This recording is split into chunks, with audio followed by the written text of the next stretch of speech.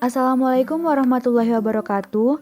Saya Indri Rizky Wulandari dengan NIM A1C4191010 akan mempresentasikan praktikum dengan judul praktikum Filum Annelida.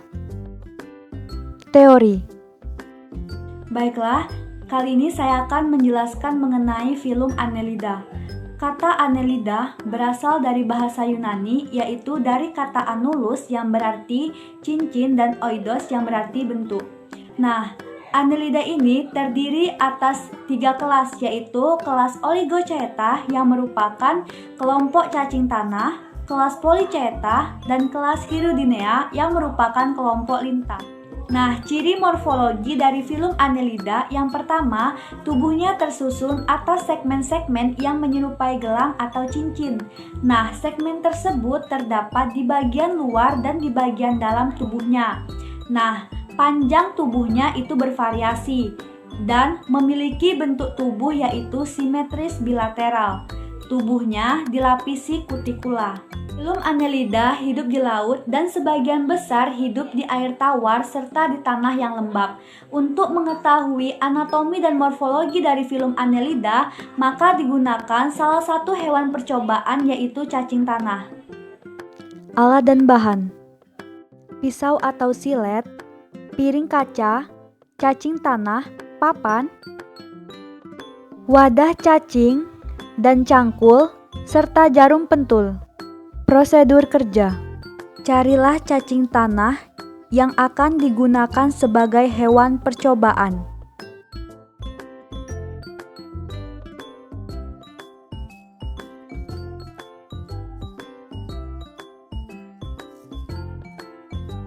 Nah, cacing tanah mempunyai habitat di tempat-tempat dengan kondisi tanah yang lembab dan kadar air tanah yang tinggi.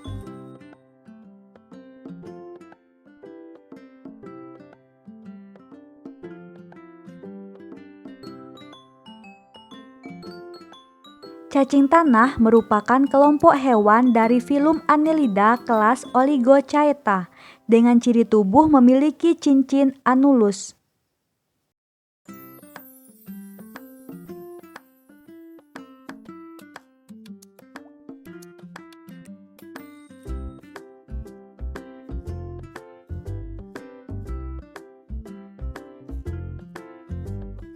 Nah, didapatkan cacing tanah yang siap diamati.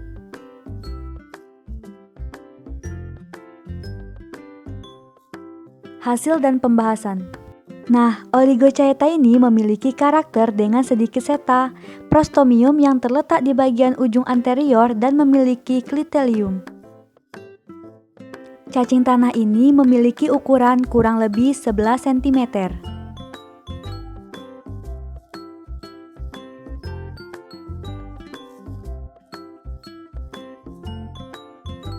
Nah, kelembapan sangat berpengaruh terhadap aktivitas pergerakan cacing tanah karena sebagian tubuhnya terdiri atas air yang berkisar 75-90% dari berat tubuhnya.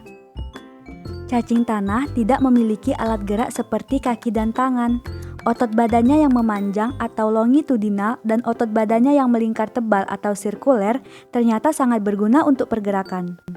Nah, kontraksi otot longitudinal menyebabkan tubuh cacing tanah bisa memanjang dan memendek, sedangkan kontraksi otot sirkuler menyebabkan tubuh cacing tanah mengembang dan mengkerut. Sinkronisasi kontraksi kedua jenis otot ini menimbulkan gaya gerak ke depan.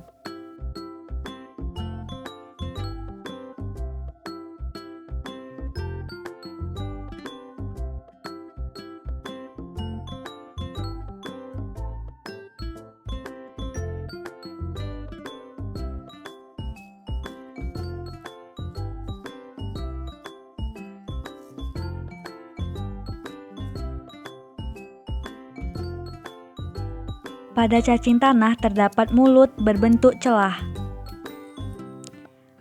Selain itu, juga terdapat anus pada bagian ujung. Terdapat segmen yang menjadi ciri khusus cacing tanah. Terdapat bagian depan dan bagian belakang, namun klitelium yang belum terlihat dengan jelas. Berdasarkan literatur buku biologi edisi kelima jilid 2.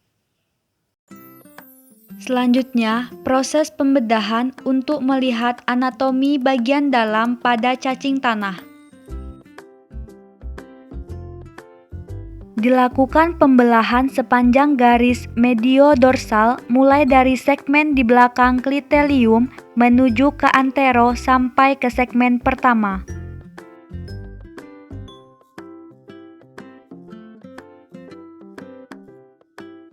Setelah selesai dibedah, maka dilakukan pengamatan.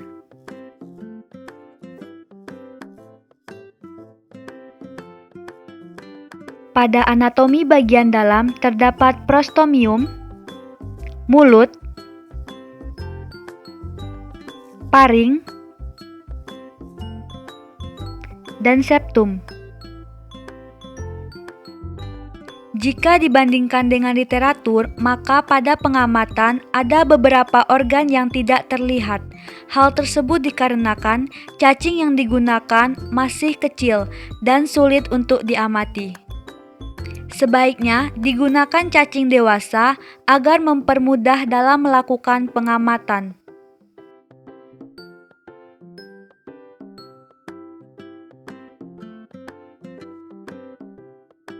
Kesimpulan. Pada pengamatan anatomi cacing tanah terdapat prostomium, mulut, paring, dan usus, serta septum. Sedangkan pada morfologi cacing tanah terdapat bagian depan atau anterior, bagian belakang atau posterior, mulut, klitelum, segmen, dan anus atau dubur. Sekian, wassalamualaikum warahmatullahi wabarakatuh.